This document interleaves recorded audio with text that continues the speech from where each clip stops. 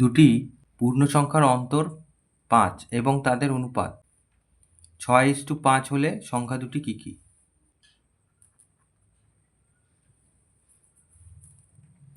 এখানে অন্তর বলেছে, অন্তর মানে হচ্ছে বিয়োগ 5। তাহলে আমরা প্রথমে মনে করি সাধারণ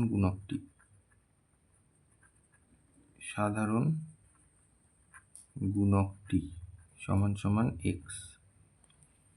এই সাধারণ গুণক মানে অনুপাতের দুটো পদের সাথে যেটা গুণ করা থাকে আর কি, সেইটা। তাহলে সেটা আমরা ধরে নিলাম।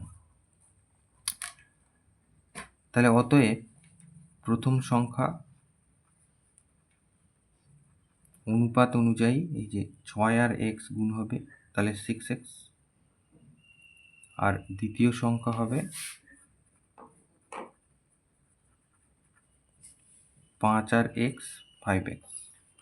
তাহলে এইবার আমরা প্রশ্নানুসারে বলে লিখি 6x মাইনাস 5x। এই যে বিয়োগ বলেছিল 5।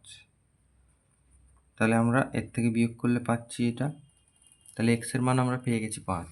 তাহলে অতএব একটি সংখ্যা,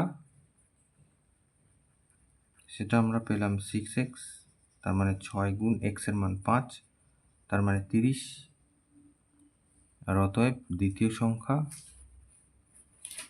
সেটা আমরা পেলাম 5x, তার মানে 5 গুণ 5, তার মানে 5 5 25। তাহলে দুটো সংখ্যা হচ্ছে এটা উত্তর।